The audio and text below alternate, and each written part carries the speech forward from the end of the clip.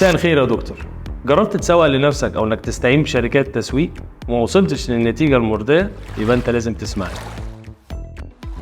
في تسويقنا للمجال الطبي احنا بنعتمد على الارقام والمعطيات اولا واخيرا بخبره تتجاوز ال8 سنين.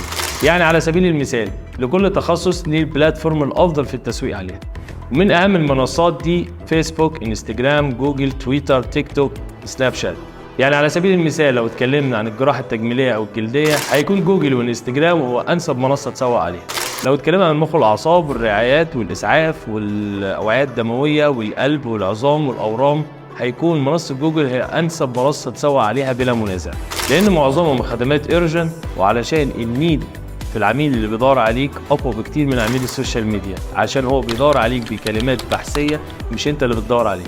ولو اتكلمنا عن العيون، الاسنان، ازاله او زراعه الشعر او جراحات السمنه المفرطه او الاطفال، هتكون افضل منصتين اشتغل عليهم هو الفيسبوك والانستجرام.